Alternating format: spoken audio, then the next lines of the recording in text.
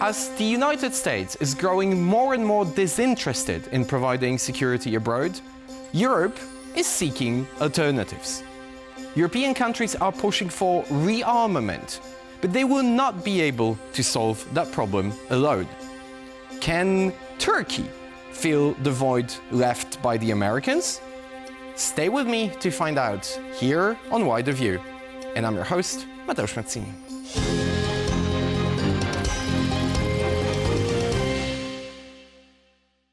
Good evening. Our main story tonight focuses on Turkey. While it has the second largest military force in NATO, it's been widely criticized for decades by other European states. The government in Ankara was accused of human rights violations, persecution of political opponents, and even for not being a fully fledged democracy, as election observers casted doubts over the 2023 presidential ballot.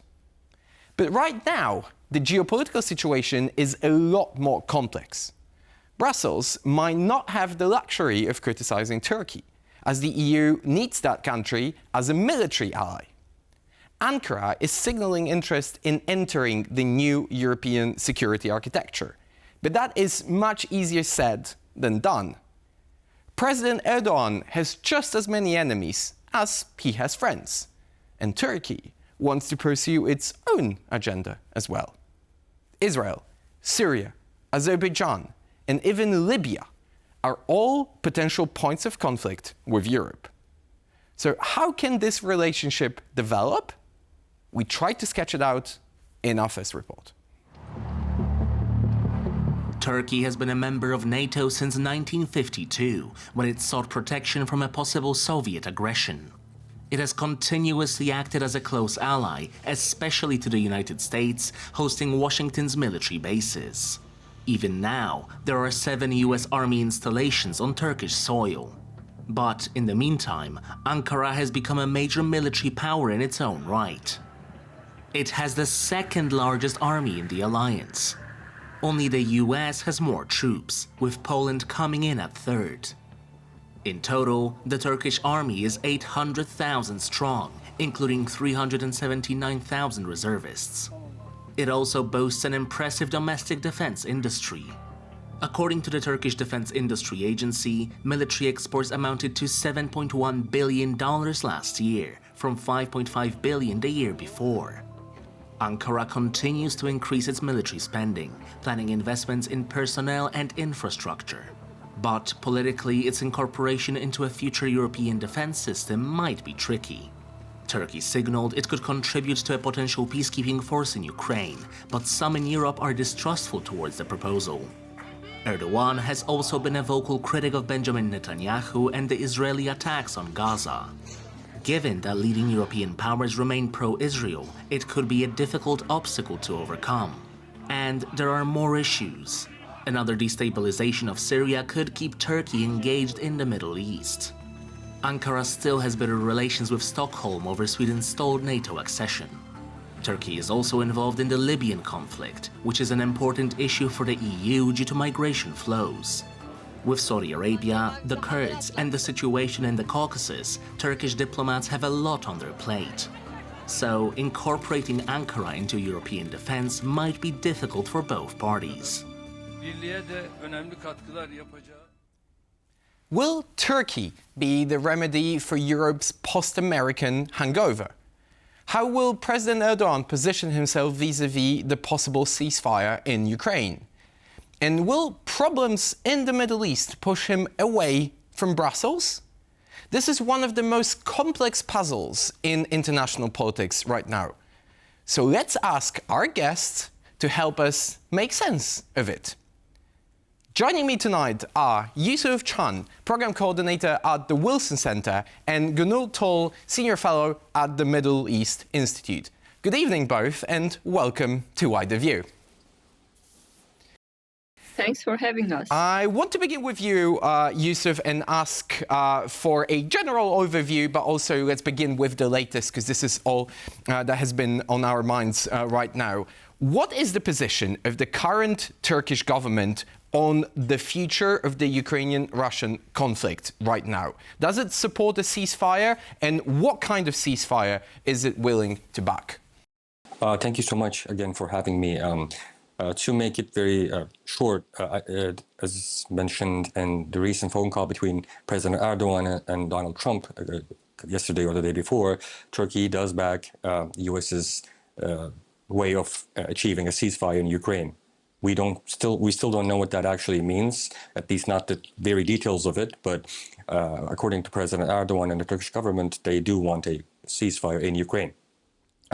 What that's going to look like will really depend on all the actors involved, including the Russians, including Europeans, including Ukraine. But at the end of the day, what I can tell you is that Erdoğan will not want to push President Trump away, and more likely actually support whatever the U.S. government wants to achieve in Ukraine and in the ceasefire and the peace process afterwards. I guess we'll talk about that in a moment. But to appease President Trump, Erdoğan will back Trump and U.S.'s deal in Ukraine, and then use that to as a leverage for the process that will come after the ceasefire in Ukraine and Kiev, or in the broader European security sphere. So I guess that's all I can say in terms of what Turkey supports. A short follow-up question. Boots on the ground as part of a potential peacekeeping force. Is that something that the Turkish government will contribute to? Turkish government will certainly want to be part of any peace process after a potential ceasefire. The extent to which it will contribute will obviously depend on the deal, but I think that I'll comfortably, in fact, speculate that Turkish government, Erdoğan particularly, would want Turkish soldiers on the ground. The responsibility, obviously, and the amount of soldiers or the amount of technical, infrastructure that Turkey will bring will obviously differ depending on the other actors involved. But Turkey would definitely want to be involved in that process, as we've seen in other parts of the world. And Turkey rarely says no to such opportunities. Well, so on that note, I want to move over to you, Gönül, and ask about what comes next. Let's assume there is some sort of ceasefire. What kind of ceasefire? That's beyond our reason, our potential to speculate, I guess. But this will have profound implications, not just for Ukraine and Russia, but also for European future security architecture. The Turkish Foreign Ministry is making it very clear right now that the involvement of Turkey in whatever kind of institutional design for European security comes after is almost certain, imminent, is almost obvious. In fact, let's listen to Foreign Minister Hakan Fidan stating the objectives of Turkish foreign policy right now. Avrupa güvenlik mimarisi eğer yeniden oluşacaksa I don't think I'm exaggerating when I say that today we have made a historic breakthrough. We know well what we want for Ukraine, what we want for the region, and what we want for Europe. If European security and architecture will regenerate, it is, of course, not possible without Turkey. In other words, leaving Turkey out, excluding military power like Turkey of a security architecture approach, would be unrealistic. So, on that note, paraphrasing Minister Fidan, what is it that Turkey wants for Europe? Well, it's not actually that clear. When I was listening to his remarks, he says that we know what we want for Ukraine.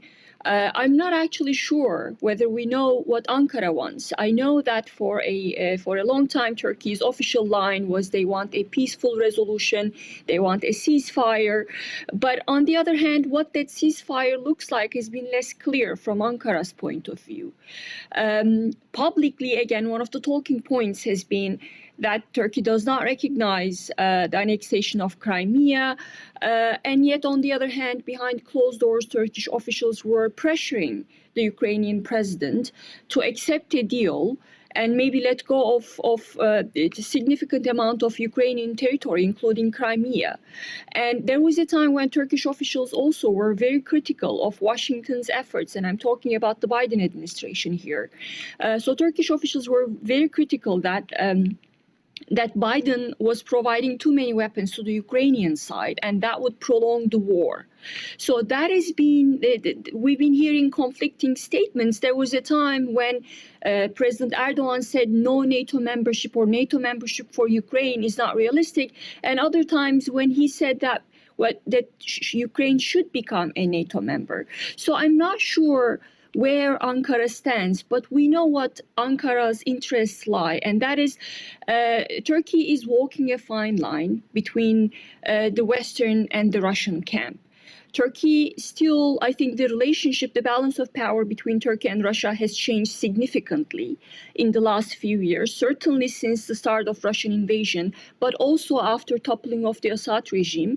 Erdoğan is feeling stronger vis-a-vis Russia right now. But it doesn't mean that Turkey can still afford to alienate the Russian president. So I think that puts the question of whether Turkey is willing to put boots on the ground is a big question mark. If it's part of a big multilateral framework, I think that is something that Ankara would certainly consider. But if not, that's going to be tricky. So here you have a Turkish government that is trying to walk a fine line. On the one hand, it is pushing for a ceasefire, but the terms of that ceasefire from Ankara's point of view, I think is not clear. I think the 2022 framework is something that could work for Ankara, where Ukraine can become an EU member, where you have boots on the ground, but not as many as President Zelensky has been asking for, which is in the tens of thousands, so maybe a much limited force. And if there is a multilateral framework that is backed by Washington, Turkey could be part of that. So let's test that hypothesis and let's see how far one can walk that very fine line with you, Yusuf. On specific examples, are there any potential points of political tensions in relations between Ankara and European countries? We all remember the stalled Swedish NATO accession process, which was problematic for Erdoğan due to the Kurdish questions. Is this still a problem, and are there any similar contentious points that we should pay attention to? It's a great question, and there are different issues that I think they will continue to become a problem between Ankara and Europe in general. One of them, the more specific one, is obviously there's a lot of anti-Turkish sentiment, opposition to Turkish involvement in European security architecture by certain political groups in Greece, in other countries, Germany, and other countries in the region, and that's going to continue for reasons that are quite obvious, like Cyprus, like Armenian genocide or other things. There are certain very politicized topics that will continue to become a debate between the two capitals or two political entities. But at the same time, there are additional issues, I think, that really hurt or impact the trust that is necessary for shared security architecture. If you want to secure a certain amount of territory together, you have to have at least a baseline amount of trust to one another. And with what's happening within Turkish domestic politics nowadays, with the decline of democracy, the rapid decline of democracy, the rapid decline of the rule of law, I'm actually very skeptical about achieving at least a certain level of trust between the two political entities, or between Europe and Turkey, because yes, Europe has been working with Turkey on a number of issues, including migration, including energy, including other exporting waste from Europe to Turkey and so forth. But at the end of the day, how can Europe how flexible can Europe be just to have a security architecture, a shared security architecture, when one another cannot trust? It almost seems that Europe will be as flexible as the needs will require it to be. And on that note, I want to move over to you, Gönül, again and ask about another case study in that mutual relationship, which is Ankara and Brussels. Because on the one hand, these relations have been pretty solid, especially on the migration front. We know the European Union is paying a lot of money to Turkey for keeping a lot of migrants inside the Turkish territory. But on the other hand, we have numerous different political leaders being skeptical, not to say critical, about the very quality of democracy in Turkey, especially in the wake of the proclaimed irregularities in the last presidential election. So, Gönül, if you could tell us, where are we on this turbulent relation between Brussels and Ankara? Well, somewhere that Erdoğan is very happy to be in, right? Because for many years, the European Union had an agenda driven by values. The European Union usually focused on the human rights abuses in the country and the democratic decline. But we haven't been seeing that since 2016 when the EU signed this agreement, refugee agreement with Turkey. Since then, we've been seeing from Brussels a lot more pragmatic approach that is devoid of any values. And add to that picture what we're seeing here on the defense front, where European countries realize that in a post-American world, they really need to work with countries like Turkey. And that puts Erdoğan in a wonderful spot, a spot where he does not want the Western countries to be talking about what he's doing to his own people, but instead, European countries and also Washington is talking about how valuable a geopolitical partner Turkey can be. So I think that is where we are, and Ankara is quite pleased with that. But I think there's a huge problem here. Again, the European Union, we live in a world where US hegemony is declining rapidly. And in order to be able to fill that gap, and I think someone must fill that gap to prevent chaos, and it has to be the European Union, the European countries. And building a strong military is only part of that picture.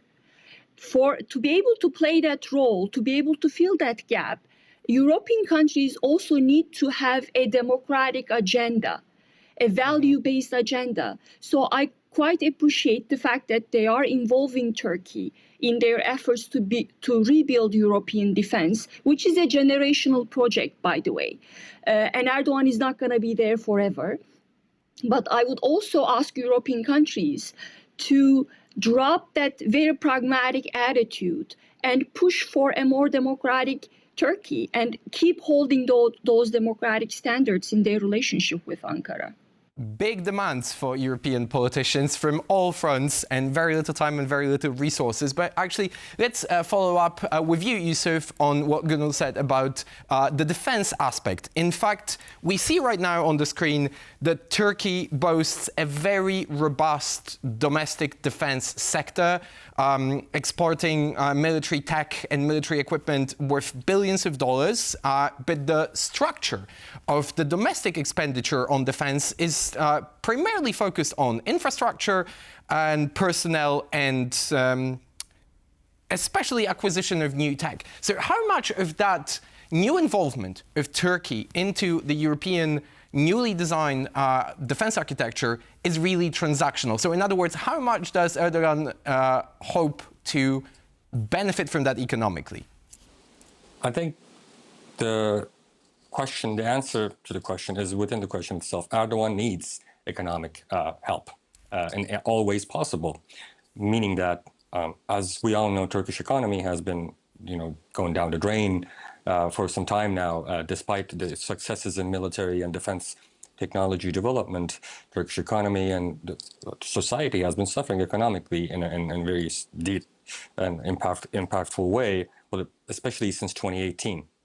So, and one of the ways Erdogan's government sees, a way to heal that problem is to export, military equipment, export arms, export all kinds of infrastructure to various countries, not just Europeans, African countries, Central Asian countries.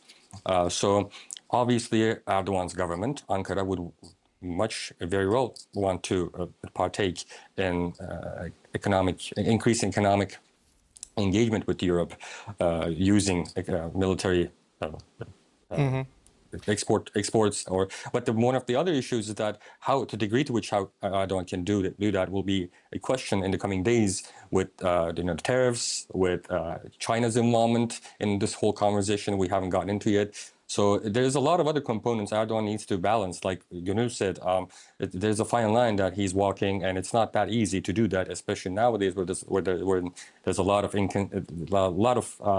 unknowns in the global geopolitical context. Well, nothing seems to be easy in diplomacy these days. So on that note, Gönül, a question to you about another area of your expertise, Turkish-US relations. How does Erdogan view Trump, and what kind of implications might that relation, the personal relation between Erdogan and Trump, have on the broader geopolitical balance of power in the region, but also bilateral relations between the two countries, Gönül? Well, President Erdogan is very happy that President Trump returned to the White House. Although I don't really quite understand the reasons for that, because if you look at President Trump's first term, he's taken some steps that really hurt Turkish economy and also to President Erdogan's own prestige. So it was a relationship that had a lot of ups and downs, and it really hurt Turkish economy at a time when Erdogan was losing ground in the polls. So, and yet President Erdogan really was looking forward to a second Trump presidency, and now he got it. They recently held a phone call, and the things they talked about, I think, point to where Turkey's interests lie in this relationship. They talked about Ukraine, what the two can achieve there. They talked about Syria and the Middle East, and they also talked about the problems in the defense sector. President Trump slapped sanctions on Turkey, which really hurt Turkey's defense sector. That was in 2019, following Turkey's military incursion into Syria. So those sanctions are still in place, and that is bad news for Erdogan at a time when he's really showcasing what he can do domestically in the defense industry in the run-up to 2028. So that is something that he really wants to work out with President Trump. And if you talk to Turkish officials, they're quite optimistic that they can remove all those problems that poisoned the relationship, starting with the S-400 issue. Well, the S-400 question has been something. I'm going to jump on this really quick. It's good that somebody is optimistic about relations with the United States government right now. Final question in one or two sentences to both of you. If you could very quickly summarize, what is the possible endgame in foreign policy for Erdogan's government right now? Yusuf, your vision of that. I think there are two main goals, if you want to make it easier to summarize. One is that the economic aspect of it. Turkey needs foreign investment in various sectors, including defense, but also in other sectors. So Turkey wants to be able to make sure that it can at least get some of that. So there's the economic end goal. But there's also a more geopolitical goal in which Turkey is more of a, as everyone in our sector calls it, it's a winner in geopolitical games, or playmaker, if you will, kingmaker. So that's the image Erdogan wants to portray to the global political society. But to the extent of that they can actually achieve that is a big question, because when you try to play games all over the place, there's more likelihood that you're gonna fail at some point, especially when your support at your home is declining rapidly. So especially, it's not just if other players also want to play emperors, I'm afraid. Gönül, your take on the final objectives of Erdogan's foreign policy?